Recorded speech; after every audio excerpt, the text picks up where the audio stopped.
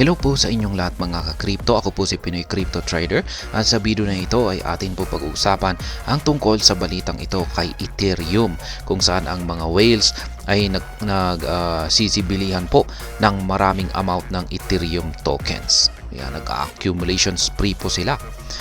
Dahil sa kanilang activities na ito ay magdudulot nga ba ito ng bullish price move or aangat nga ba ang presyo ni Ethereum.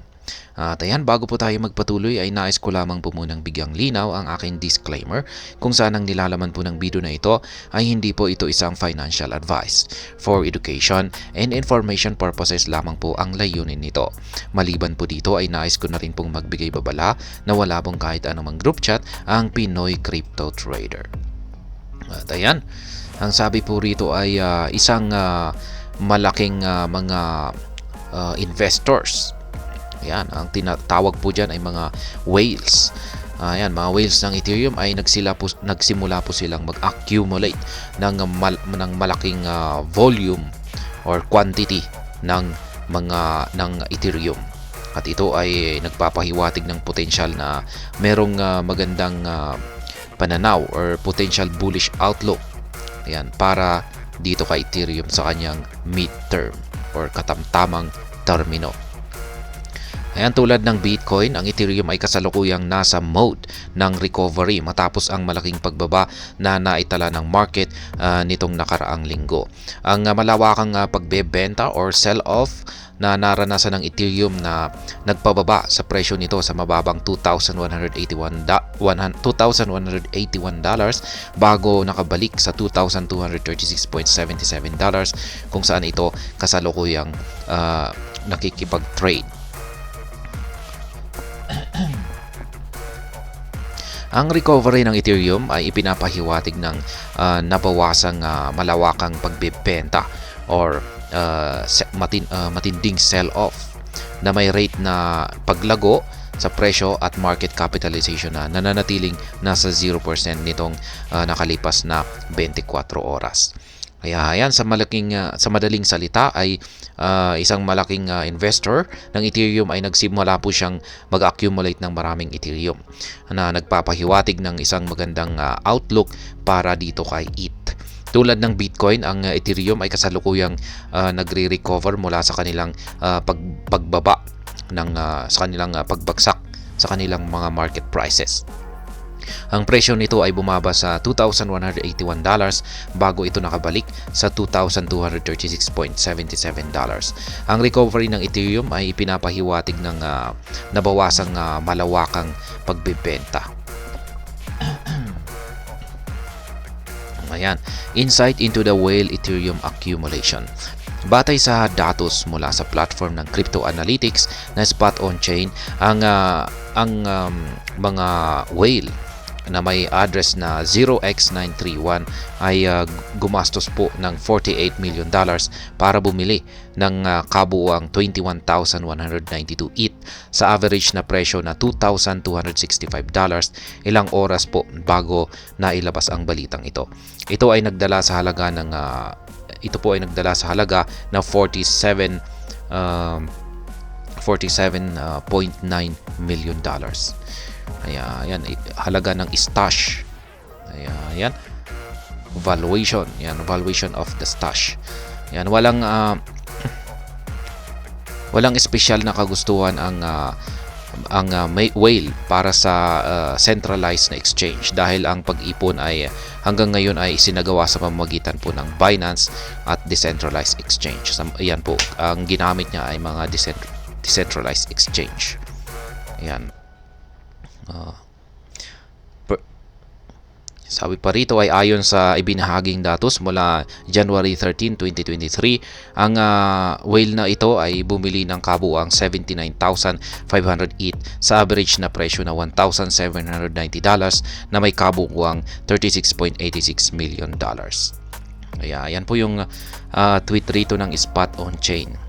And massive whale 0x931 spent $48 million to buy 21,192 ETH at an average price of 2,265 on average 2 hours ago. Yan, meron pa silang pinakitang chart dito.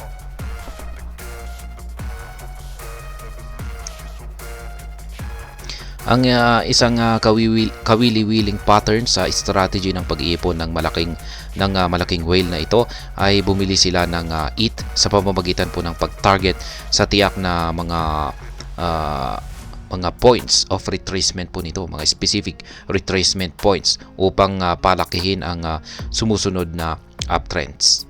At ito ay napatunayang napaka-epektibo batay po sa win rate po nito. Ang mga binili ng mga whales na ito ay nagmula sa iba't ibang mga sources. Kabilang na po ang umiikot na yung mga loans mula sa Avi Lending Protocol at Liquidity. Ayon sa mga observation ng Spot On Chain, ang malaking whale ng Ethereum ay lumabas na mahaba.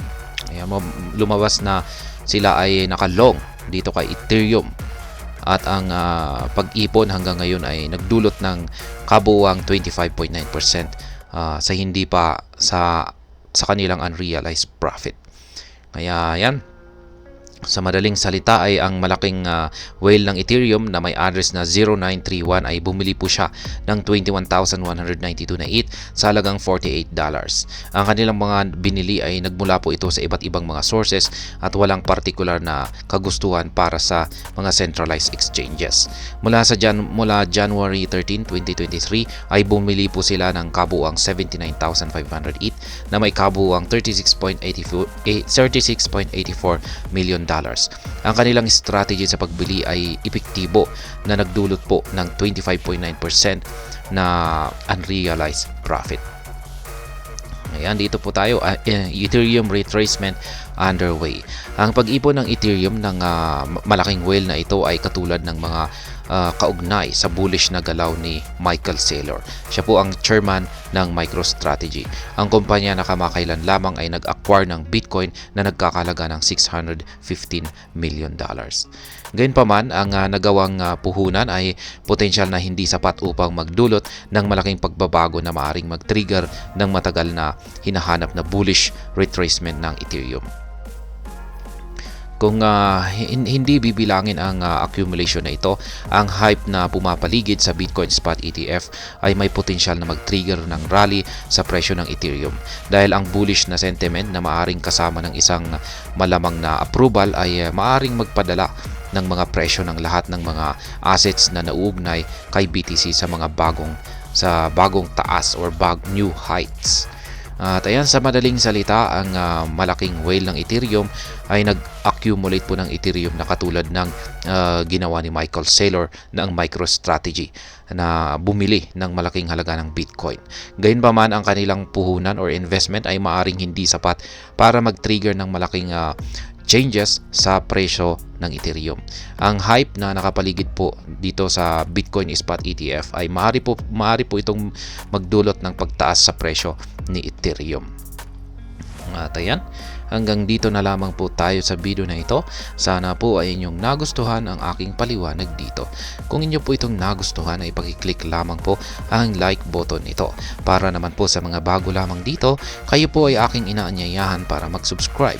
Pakiclick na rin po ang bell icon nito dahil ito po ang siyang magsisilbing notification nito sa mga bago kong videos na akin pong ina-upload sa aking YouTube channel na ito.